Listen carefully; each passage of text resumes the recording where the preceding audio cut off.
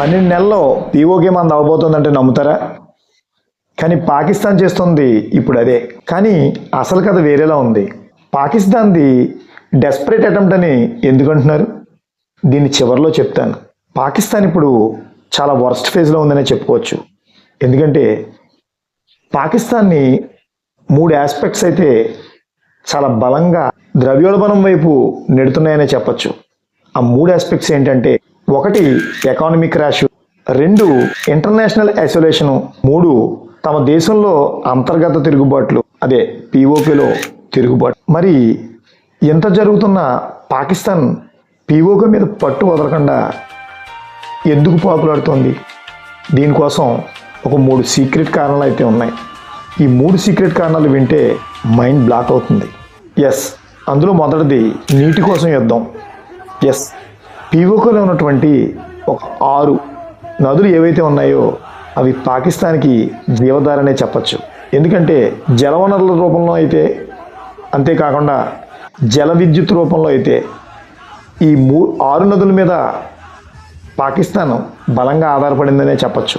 ఎందుకంటే దీని నుంచి ప్రొడ్యూస్ అయ్యేటువంటి కరెంట్ని పాకిస్తాన్లో ఉన్నటువంటి అన్ని నగరాలకి పంపడం ద్వారా పాకిస్తాన్ యొక్క విద్యుత్ కష్టాలని ఈ 6 నదుల నుంచి వచ్చేటువంటి ఈ విద్యుత్ ఉత్పత్తి ద్వారా తీరుస్తున్నాయనే చెప్పచ్చు. అంతేకాకుండా దీన్ని కొంత పాకిస్తాన్ చైనాకు అమ్ముకుని కూడా సొమ్ము చేసుకుంటోంది. అసలు ట్విస్ట్ ఏంటంటే, పీఓకేలో ఉన్న ప్రజలే పాకిస్తాన్కి వ్యతిరేకంగా మారిపోయారు. రెండో ఆస్పెక్ట్, పీఓకేలో ఉన్న ప్రజల యొక్క తిరుగుబాటు. పీఓకేలో ఉన్న ప్రజలు ముజే ఆటాదో ఔర్ బిజిలీదో అని నినాదాలు, అంతేకాకుండా మేము భారత్లో ఉంటే బాగుపడతాం అంటున్నారు. ఇక్కడ ఉన్నటువంటి అపారమైన ఖనిజ సంపదని, మినరల్స్ని పాకిస్తాను చైనాకు అమ్ముకోవడం ద్వారా ఇక్కడ ఉన్నటువంటి సహజసిద్ధమైనటువంటి వనరులని చైనా కట్టబెడుతున్న అక్కసు, అంతేకాకుండా దీని నుంచి వచ్చేటువంటి సొమ్ముతో పాకిస్తాను ఇక్కడ ఉన్నటువంటి ప్రజల యొక్క బాగోగులు, సంక్షేమం చూడలేదన్నటువంటి ఒక రకమైనటువంటి తిరుగుబాటు ప్రజల్లో ఏర్పడింది. మూడోది major and crucial China factor.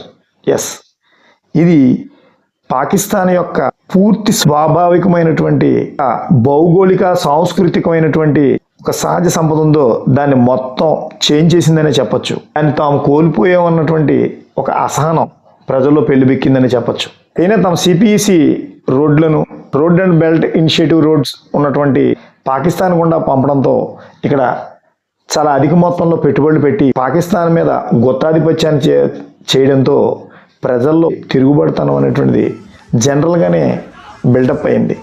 అది పీఓకేలో కూడా బిల్ట్ అవడం. చైనా పీఓకేలో పెట్టినటువంటి పెట్టుబడులు, అంటే ఇక్కడ మైనింగ్ చేయడం ద్వారా, జల విద్యుత్ మీద పెట్టిన పెట్టుబడుల ద్వారా దీన్ని ఒక ఆదాయ వనరుగా మాత్రమే చూస్తోంది. కానీ పీఓకేని అభివృద్ధి చేయడానికి పాకిస్తాన్ ద్వారా ఎటువంటి ప్రయత్నం చేయకపోవడంతో ప్రజల్లో ఒక రకమైనటువంటి నిరాశ నిస్పృహలో పెళ్ళుబుక్కి తీవ్రవాద స్థాయికి ఈ పోరాటం అనేటువంటిది మలుపు తీసుకుంది.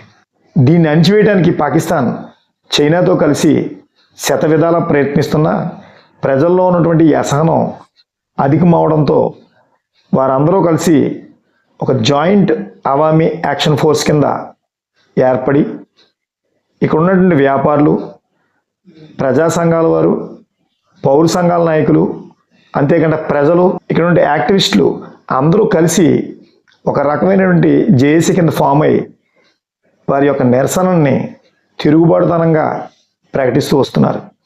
భారత్ పీఓకేలో ఎప్పుడు విలీనమవుతుంది? దీన్ని 3 స్టెప్స్లో రెండో పార్ట్లో చెప్తాను. పీఓకే అని కామెంట్ చేయండి.